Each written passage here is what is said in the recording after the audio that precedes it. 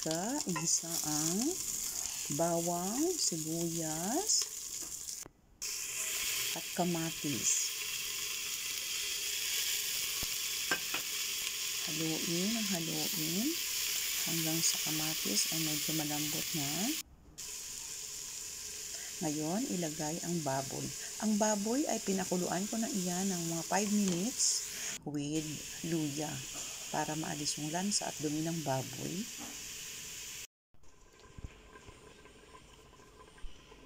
Maglagay ng tubig. Palambutin natin ang baboy. Takpan. Mga 20 to 25 minutes. Malambot ng baboy, nilagay ko ang sitaw.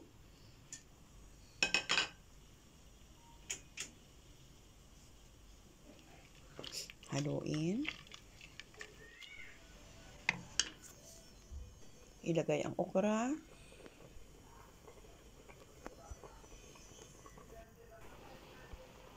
Nilagay ko na dito ang bok choy. Naglagay na rin ako ng sining pula.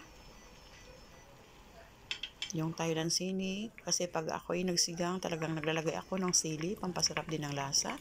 At nilagay ko na rin ang talong dito. Haluin.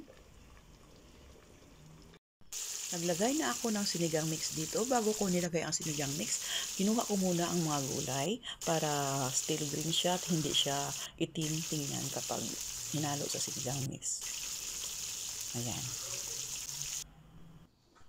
Ayan, luto na ang ating sinigang. Diyan ko na hinalo ang aking gulay. Luto na, pwede na siyang kainin. Napakasarap ng sinigang na baboy. Thank you for watching, guys!